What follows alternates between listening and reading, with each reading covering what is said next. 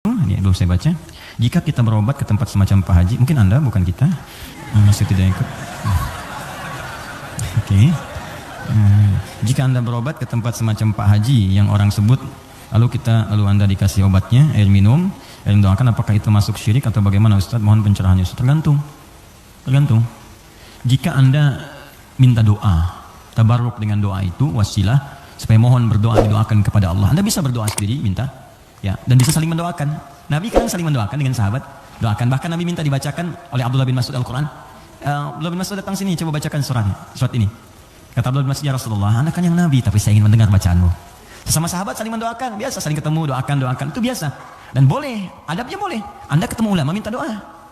Dulu kami begitu, bertemu ulama minta doa, Syekh doakan kami, doa kami. Sekarang gak beda, orang ketemu Ustaz minta foto. Ketemu ulama minta selfie deh. Lengkapilah dengan doa yang ditempatkan di hati, itu doanya. Ya, doanya minta doa kebaikan. Nah, boleh Anda silahkan kalau datang. Itu dalilnya diantaranya Quran surah ke-5 tadi ayat 35. Ya ayyuhalladzina amanu taqullaha wabtaghu ilaihil wasilah. Hai orang-orang beriman, tingkatkan takwamu kepada Allah, cari wasilah untuk mendekat kepada Allah. Apa diantaranya? Kisah yang paling tepat untuk menjawab ini adalah tentang Al-Fatihah itu. Jadi ada seorang yang sakit tadi, ya, kepala suku di Arab, sakit kemudian zaman itu, lalu dia minta kepada para sahabat, ngutus ajudannya, ya, untuk bertanya ada nggak yang bisa menyembuhkan. Kata sahabat, Allah yang sembuhkan. Datang didoakan dengan baca Al-Fatihah. Itu kan paling gampang. Ketika didoakan itu dengan baca Al-Fatihah, sembuh. Saat sembuh itu dikasihlah kemudian kambing beberapa ekor. Takut, dibawalah kepada Nabi. Ini indah sekali. Dilaporkan kepada Nabi karena takut kambing itu gratifikasi. Tuh, ini bagus sekali. Jadi takut, saya takut salah nih, dibawa ke Nabi. Nabi, tadi ada orang sakit. Terus minta bantuan, saya ingat ajaran Anda, baca Al-Fatihah, saya bacakan. Habis itu dikasih kambing begini. Nabi langsung senyum, ketawa, tabassum dhahikan. Gitu ya, kurang lebih. Kata Nabi, tahu dari mana engkau Al-Fatihah bisa punya manfaat seperti itu?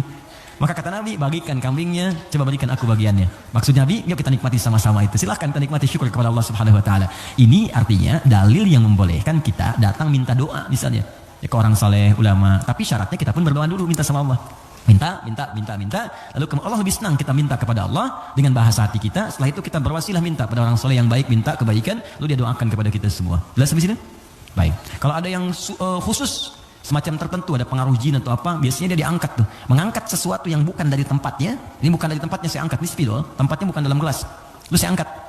Jin tempatnya bukan di tubuh kita angkat. Bahasa Arabnya raka, ya raka atau raka tarqiyatan wa ruqyatan, maka disebut ruqyah namanya.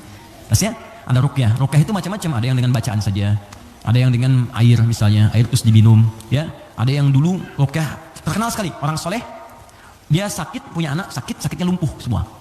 Nah begitu lumpuh, ini orangnya baik sekali, kesolehannya nampak pada prasangka baiknya. Jadi semua yang datang prasangka baik aja. Malam-malam, Bu, bayangkan ada perampok datang tengah malam. Ini kisah ini sangat populer sekali. Perampok serombongan datang ke rumahnya. Karena prasangka baik ini dikira mujahid fisabilillah mampir. Dulu kan bukan kayak kita sekarang kan, rombongan mujahid dengan ini kan nggak kelihatan tuh. Malam-malam datang dikira mujahid. Begitu dibuka pintu, oh ahlan wa sahlan mujahid, masya Allah, silahkan masuk. Bayangkan perampok disuruh masuk. Disebut mujahid fisabilillah, datang. Akhirnya apa yang terjadi? Silahkan, duduk dulu, istirahat dulu, mandi dulu. Dimintalah berwudu semua. Tolong para mujahid silahkan berwudu dulu. Ya, wudu. Supaya apa? Salah satunya, ternyata di bawah keran itu dia simpan bejana untuk menampung air wudu mereka. Ini kisah nyata, benar terjadi. Jadi bukan rekaan, ini kisah nyata sampai riwayat kepada kita dan valid riwayatnya. Jadi orang-orang salaf dulu. Di begitu air wudunya tumpah ke situ, dan dia melihat orang-orang perampok tadi, kok ada anak ini nggak bangun. Ya kata mereka ke bapak tadi, ini siapa? Ini anak saya, dia kena lumpuh katanya. Oh gitu, udah duduk, dijamu dengan makan semua. Udah rapi, suruh wudu, makan, pulanglah mereka. Nah, begitu pulang, ini yang menarik. Beberapa pekan kemudian datang lagi. Dibuka lagi yang mujahid, katanya Masya Allah. Yang buka siapa? Yang buka anak yang lumpuh tadi. Buka langsung, kaget loh. Kemarin kan lumpuh dia, sekarang bisa buka katanya kan. Lalu bapaknya keluar, nyambut lagi, mujahid, Masya Allah. Kami mereka berkahan dari jihad anda, anda bayangkan. Karena positif thinkingnya. Bertanya, ini kenapa bisa sembuh? Air wudu, masih ingat gak air wudu yang pernah engkau pakai itu dalam wudu itu? Saya mandikan kepada anak saya, dengan izin Allah sembuh dia. Perhatikan ketika seorang berprasangka baik kepada Allah Subhanahu Wa Taala akan merubah segalanya. Lalu perampok tadi kemudian terjatuh semuanya, nangis tersungkur, sujud di hadapan Allah Subhanahu Wa Taala, nangis tobat di situ. Sebetulnya kami bukan mujahid, kami perampok katanya. Dan sebagainya, tobat. Jadi bayangkan hanya dengan wasilah anak yang lumpuh dalam keadaan tadi dia menjadi mulia seluruhnya. Ya, tapi ingat Syekh Hashim Muhammad Hashim bin Asy'ari Hadratus Syekh, pendiri Nahdlatul Ulama. Beliau mendirikan NU tanggal 31 Januari ya 1926. Itu beliau mendirikan NU, punya kitab 19 kitab. Di kitab kedua namanya Risalah Ahlus Sunnah wal Jamaah. Di halaman yang ke-12 paling kiri sebelah bawah. Ya, itu beliau sampaikan gini. Hati-hati. Wa minhum al-abahiyuna, hati-hati ada aliran yang menyimpang di tanah Jawa. Itu diungkapkan di tahun 1333 Hijrah. Sekarang 1431. Sudah berapa tahun? Ya kurang lebih 100 tahun lah ya. Kurang lebih 100 tahun. Kata beliau, ada aliran abahiyun. Siapa itu? Tokohnya itu ahli zikir. Zikir. Tapi cara zikirnya melahirkan kesimpulan yang menyimpang.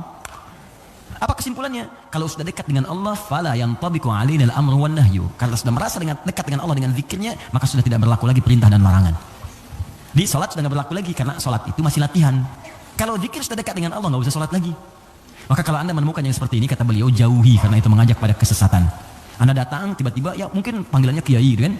Ya pakai jubah lebih lebar daripada Batman. Kadang-kadang kan bertukar lah sekarang. Sekarang atribut kiai dengan dukun itu disama-samain, ini susah gitu kan? Pakai. Datang, Anda konsultasi, nanya, Anda nggak tahu, karena nggak tahu, tiba-tiba waktu zuhur tiba, Allahu Akbar, Anda tanya, Pak Yai kok nggak sholat dulu kita? Adek ini, kalau Pak Yai fisiknya di sini, rohnya sedang sholat.